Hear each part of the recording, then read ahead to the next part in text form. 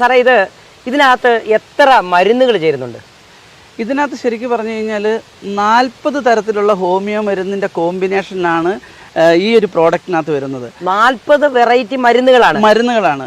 ഞാൻ നിങ്ങളൊരു കാര്യം ചെയ്താൽ മതി, നമ്മളുടെ ഫാക്ടറിയിൽ വരികയാണെങ്കിൽ ഞാൻ അതെടുത്ത് കാണിച്ചു തരാം. തീർച്ചയായിട്ടും നമുക്ക് ഒന്ന് പോയി കാണുകയും ചെയ്യാം. അതിന്റെ വിശേഷങ്ങൾ നമുക്ക് അവിടെ തന്നെ ആ ഒരു വീഡിയോ തന്നെ കാണിച്ചു തരാം. ഇത് എങ്ങനെയൊക്കെയാണ് ഇത് ചെയ്യുന്നത്. ആളുകൾക്ക് എപ്പോഴും വലിയൊരു അത്ഭുതമുള്ളൊരു കാര്യമായിരുന്നു. എന്താണെന്ന് ചോദിച്ചു കഴിഞ്ഞാൽ, എങ്ങനെയാണ് ഈ 1 രൂപയുടെ ഒരു ഹോമിയോ മരുന്ന് കൊടുക്കുമ്പോൾ ചെമ്പഞ്ചല്ലി പോകുന്നത്, അല്ലെങ്കിൽ അത് ചത്തുപോകുമോ എന്നൊക്കെ. അപ്പോൾ പക്ഷേ ഇതിനകത്ത് ഈ ഡോക്ടർ നമ്മളെ പഠിപ്പിച്ചൊരു കാര്യമുണ്ട്. ഈ ഹോമിയോ മരുന്ന് എപ്പോഴും മനുഷ്യൻ കഴിച്ചാലും നമ്മുടെ ഇമ്മ്യൂണിറ്റി കൂടുക ചെയ്യുന്നത്. അപ്പോൾ ശരിക്കും പറഞ്ഞാൽ ഒരു സസ്യത്തിന് ഈ ഹോമിയോ മരുന്ന് കിട്ടുമ്പോൾ സസ്യം ഒരു അല്ലിലോ കെമിക്കൽസ് പ്രൊഡ്യൂസ് ചെയ്യും. ഈ കെമിക്കൽസ് യഥാർത്ഥത്തിൽ നമ്മൾക്ക് മനുഷ്യനൊന്നും ദോഷമുള്ളതല്ല. പക്ഷേ ഈ പെസ്റ്റിൻ്റെ ടേസ്റ്റുമായിട്ട് ഇത് ചേരത്തില്ല. അപ്പോൾ ഈ വണ്ടാണെങ്കിലും ശരി, കൊമ്പഞ്ചല്ലി ആണെങ്കിലും ശരി, ചെമ്പഞ്ചല്ലി ആണെങ്കിലും ഇതൊക്കെ ഇവിടെ നിന്ന് വിട്ടുപോകും.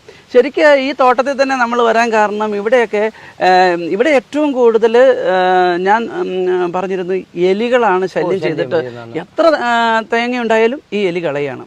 അപ്പോൾ ഈ ഹോമിയോ മരുന്നിൻ്റെ പ്രത്യേകത എലി മാത്രമല്ല, നിങ്ങൾക്ക് എവിടെയും പരീക്ഷിക്കാം. വയനാട്ടിലൊക്കെയുള്ള ആളുകളോട് ചോദിക്കാം.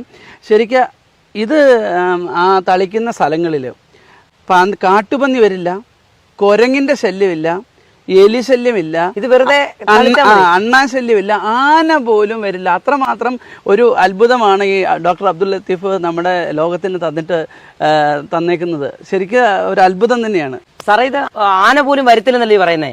അപ്പൊ ശരിക്കും ഇതിനകത്ത് കെമിക്കൽ ഇല്ലാതിരിക്കുമോ?